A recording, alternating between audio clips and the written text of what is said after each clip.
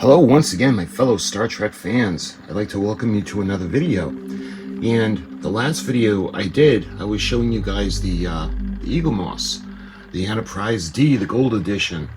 Well, I want to continue the little tribute that we're doing for the Enterprise D in light of Star Trek Picard. We got the little model of the AMT. This is actually the fiber optic, and I must apologize, the batteries are getting pretty weak.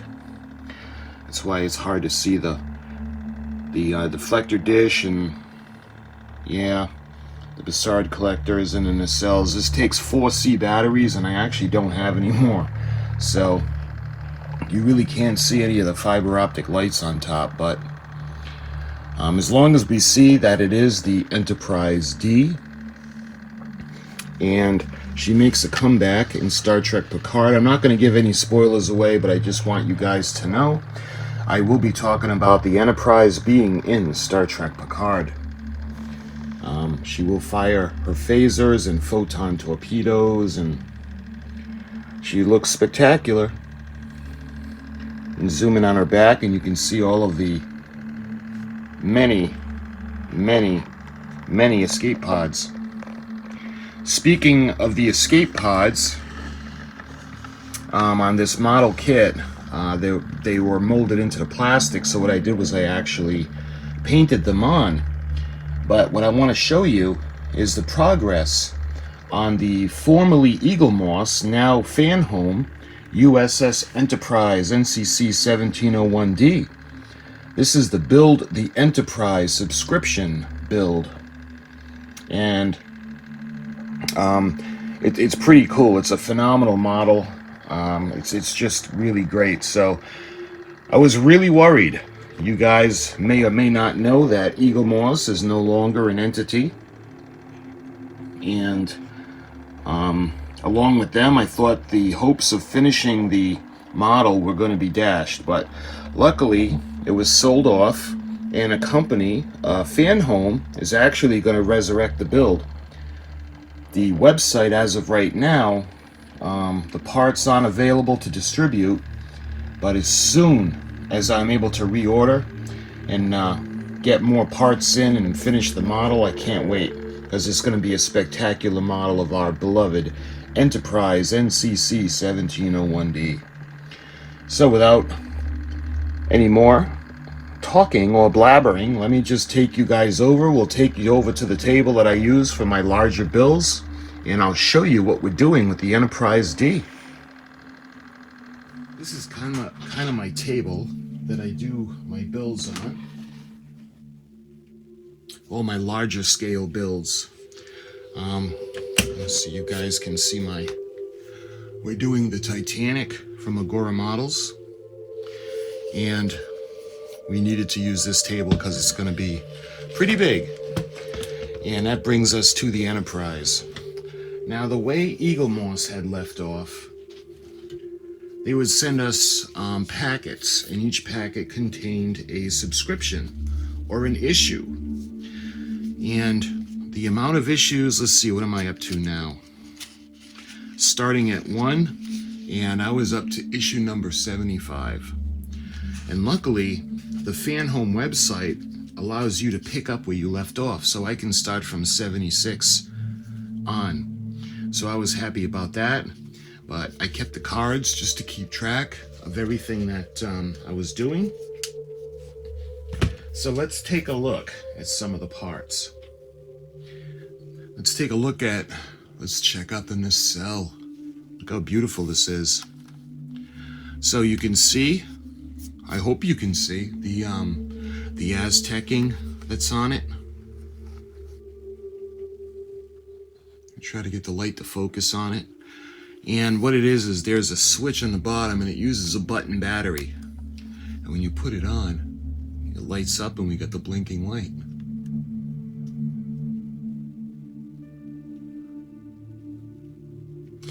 But this is the port side nacelle, as you could tell from the red blinking light, or the beacon.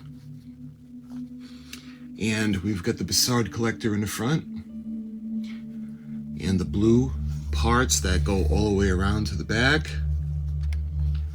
And we've got that insignia on the top.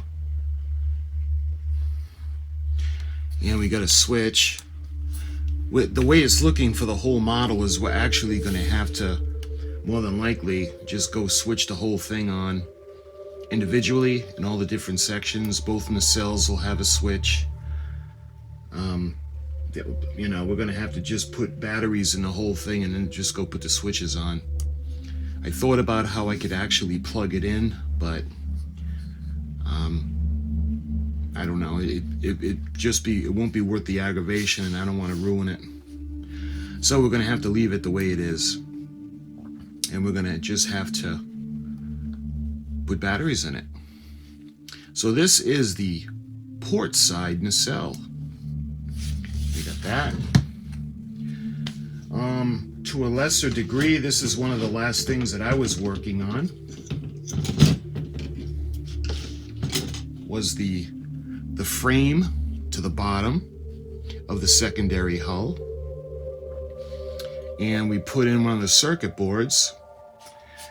And this is going way back to one of the earlier issues. We actually had the deflector dish. Let's see, I believe it's going to go this way. You can see there are two metal pieces that come up where the screws are going to go into. I think I might have had it upside down.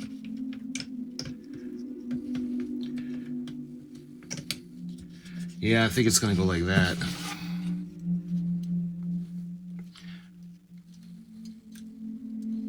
So I'm almost positive that this is going to go into the circuit board, but you never know. So we got that part. And we had this section as well, where the saucer pylon is going to go. And there's actually more. There's actually the window pieces. You can see, well, hopefully you can see, the way the pieces are going to go in. All right, let me make sure I got it the right way. There.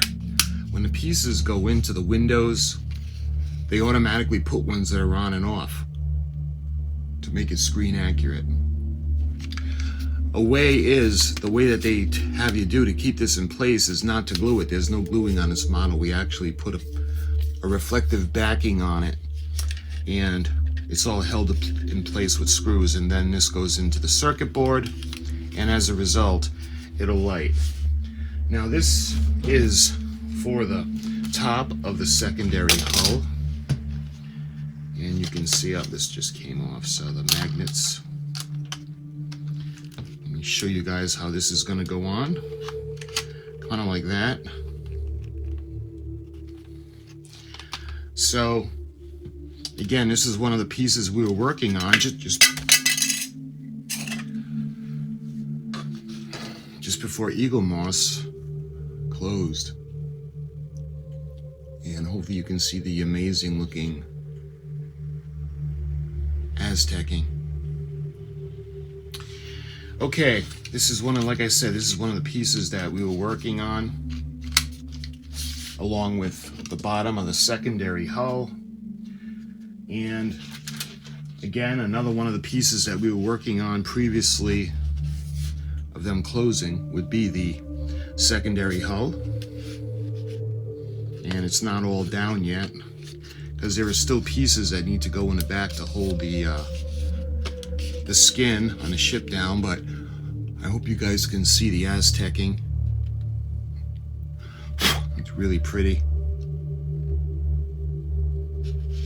And you can see the transporter arrays, or the transporter emitters. And you can see where the phasers are going to go, and there are going to be lights that are going to be lighting up the aft end of the ship. And you can see where the nacelles are going to go on. So this one actually be the port, and it just kind of clicks into place like that. Let me show you guys the bottom. Again, there are pieces missing. That's why it's not being held together yet. So we got that section. Now going back to one of the earlier pieces that we did, let me show you guys the battle bridge. And this is the saucer pylon. And you can see shuttle bays 2 and 3, and the phaser arrays in the battle bridge. And the battle bridge actually, get it off, actually comes off. It's held on by magnets, and what it is there's a battery compartment in there, and there's a switch underneath. So when you put it on, you can see, hopefully you can see, that beautiful looking section of the Enterprise D. You can see the back, more of the impulse engines.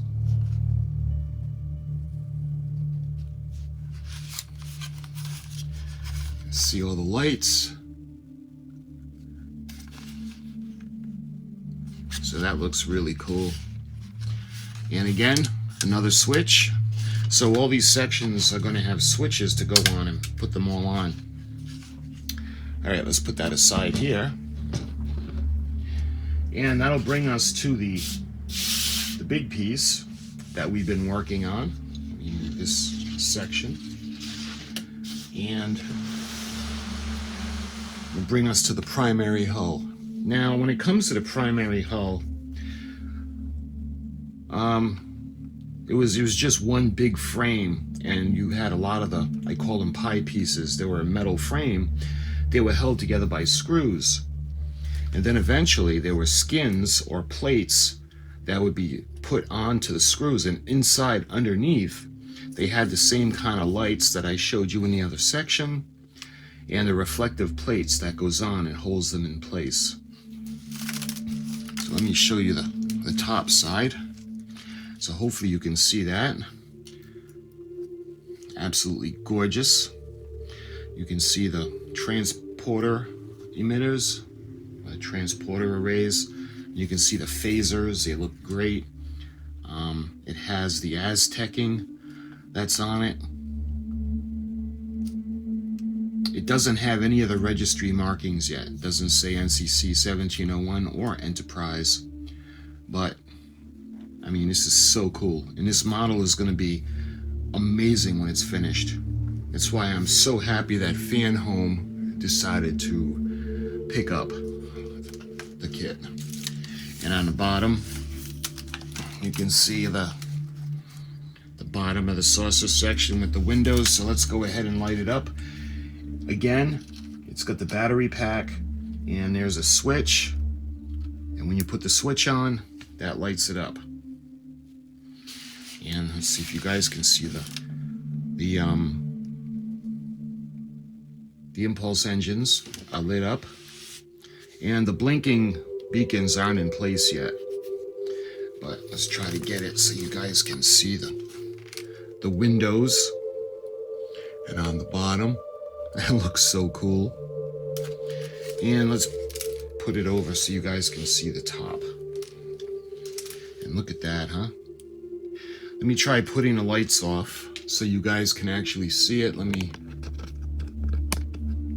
put that one off and this one.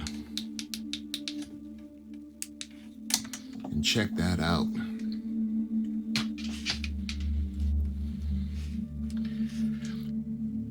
Look at that. Flying towards you. Coming over the front of the primary hull, going towards B and C decks, and we're going towards the bridge area.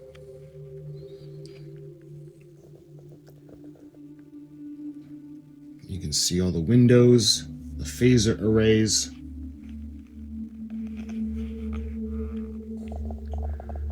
That is just so cool. Kind of reminds us the way she looked towards the end when she crashed on Meridian 3, just before it was recovered. And that's what brings us to Star Trek Picard, where Geordi has actually been saving her for a surprise, but he's got her back together. And look at that. This is going to be so much fun when it's complete. I can't wait. All right, let me put it back off. And again, the switch, I'm not sure where it's going to go, but it's got a switch that controls everything. And let's see if you guys will be able to see the circuit boards. There's actually two. There's one in the middle, one over here, and there's another one that's underneath. And it's buried. It's got just about all of the, well, actually, let's see. Yeah, all of the sections are filled with the clips. And there's quite a bit of wiring in this. The way they have it made, there are a couple of deck plates that are having a hard time not lining up, but each window is individual. So many windows. You can't imagine how many windows. And then all of the escape pods are all individual because they all go on. Let me flip her over so we can look at the top. So we got each section is a panel, and what we would do is we would put the lights in first, upside down, individual, into the holes along with the escape pods, and then on the backs we would put reflective backing and screw them in place with screws to keep the windows in place. And then in the corners of the reflective backing we would put in LEDs, and that would hold everything into place. And then we would take that section and we would screw it onto the frame. This section, the top part, is complete. You can see where I actually started putting the edges of the saucer or primary hull on. Eventually that's going to go all the way around, but it's like this because there is the finished section on the bottom part, and that's why the edges are on, finishing off the primary hull section. Now none of these light up. These are all totally dark. There is a beacon over here that flashes, as well as the other sides. They've got them white. Actually, on a filming model, I want to say that they were green for starboard and red for port, but I'm not quite sure. That's how they are on Picard, but I don't remember if they were like that in the Star Trek The Next Generation series. But right now, this is the update. This is as I'm up to, again, what did I say I was up to?